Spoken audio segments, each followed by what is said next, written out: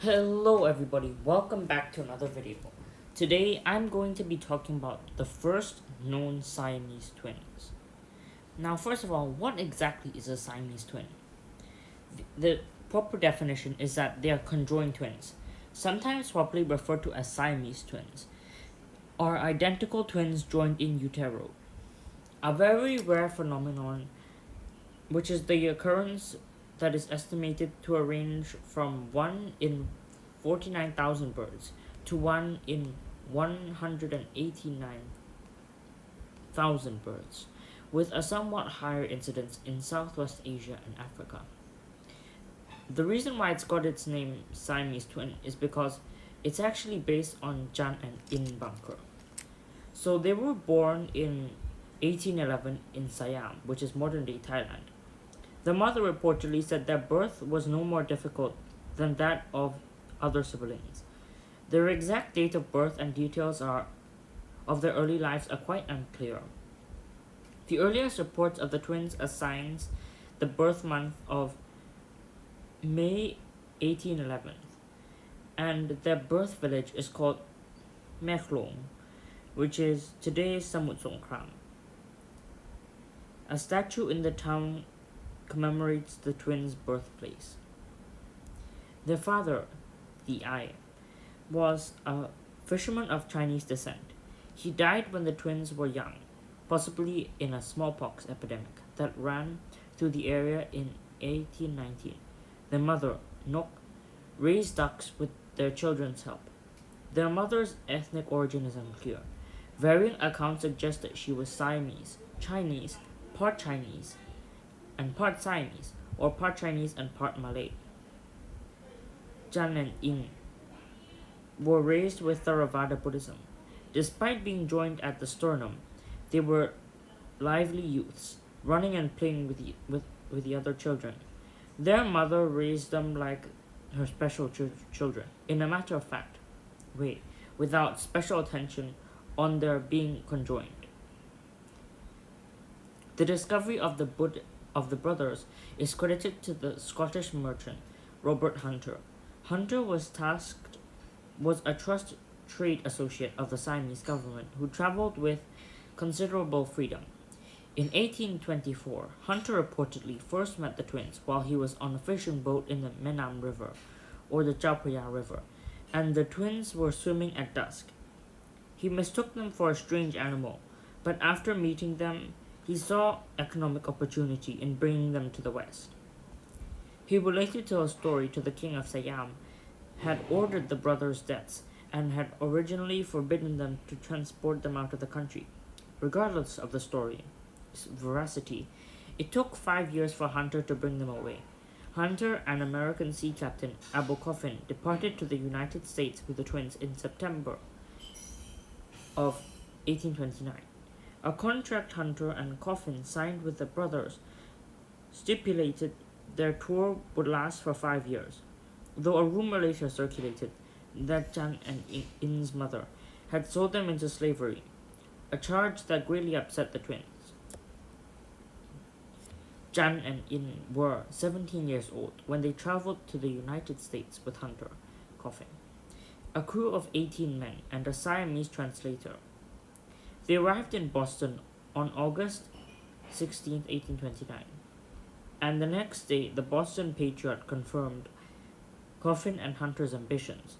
The twins will probably be exhibited to the public. They were soon inspected by physicians, many of whom employed physiognomy and phrenology, and judged them to be Chinese. Their arrival was excitedly reported in newspapers with varying degrees of racial stereotypes and falsehoods. After leaving the United States, they toured major cities in the British Isles, and by the time they returned to New York in March 1831, the twins had gained some skill in English reading, writing, and speaking. Newspapers reported that they had earned great profits, and their promotional materials began to describe their customers as dignified, though their act of exhibition could seem crude, to help bring more moneyed visitors. When touring cities, the twins stayed at a hotel for several days. sometimes more than a week, and charged audiences to attend their freak show. In small towns, their manager would send flyers ahead of their arrival, and they would remain at a lodge or inn for just 1 or 2 nights. Their first manager, James W. Hale, introduced them as the Siamese youths, a name they preferred to boys. The usual admission price was 25 cents, which was equivalent to $6 in 2020, and pamphlets and drawings featuring the brothers were usually also for sale. In early performances, the twins performed physical feats, running and doing somersaults, and emphasis was placed on their exoticness. They wore pigtails and dressed in oriental clothing. Their performances occasionally feature swimming, playing checkers, and doing parlor tricks. In the summer of 1831, Hale took the twins on a retreat in Linfield, Massachusetts, while hunting game. They thought they were being taunted and harassed by over a dozen local men who approached them, going on to strike a man named Elbridge Gerry with the butt of their gun. Gerry retaliated, throwing a heavy stone at one of the twins' head, drawing blood. The twins then fired at Gerry, though the gun was blank. The men ran off. The following day, one of the men pressed charges, alleging that it was the twins at fault. A special court was convened, and the brothers were arrested for disturbing peace and paid bond for good behavior. The Salem Mercury portrayed the twins as the victims of the Linfield incident. Other papers followed suit. 2 weeks after the event, Gerry published a letter titled to the public, saying that the twins had provoked the violence. Hale became mad that the twins had gotten into a situation in which the public image could be slandered. He resigned as a manager in September 1831 and was replaced by a friend, Charles Harris.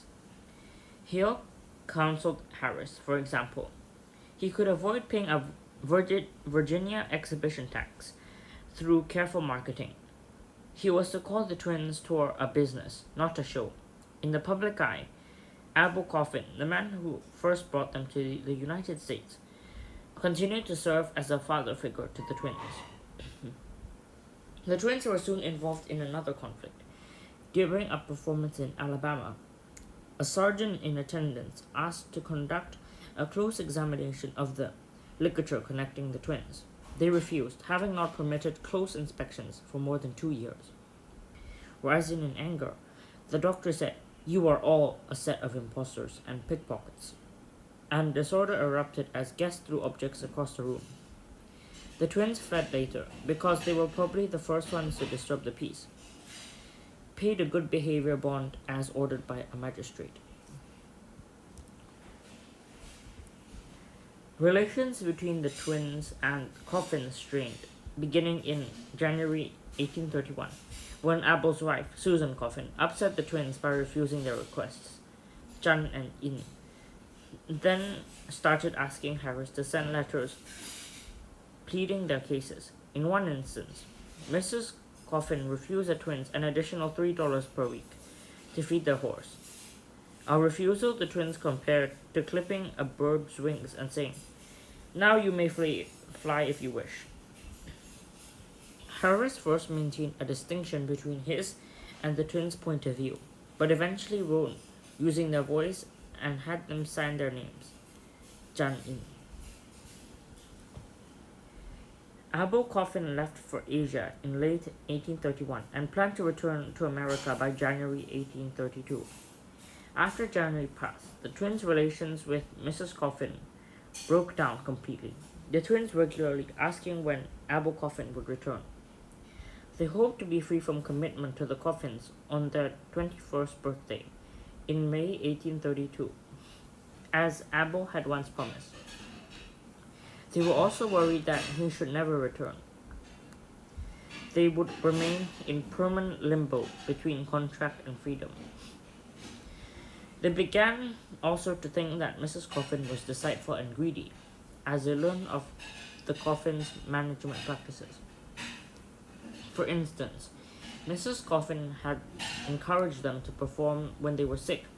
During one trip, the Coffins had paid a full fare for themselves but booked the twins into steerage, listing them as servants, and lied to them when they were being questioned. And the twins learned that Mrs. Coffin was willing to pay a higher wage only for a certain attendant, not the one who the twins preferred. They jointly came to believe that Mrs. Coffin had missold me. Now, I'm going to be talking about their later life and death. Now, in 1839, after a decade of financial success, the twins quit touring and settled near Mount Airy, North Carolina. They became American citizens, bought slaves, married local sisters, and fathered 21 children, several of whom accompanied them while they resumed touring. Chang and Eng's respective family lived in separate houses, where the twins took alternating 3-day stays. After the Civil War, they lost a part of their wealth and their slaves. Eng died hours after Chang at the age of 62. An autopsy revealed that their livers were fused in the ligament connecting their sternums. And yeah, hopefully you've enjoyed this video.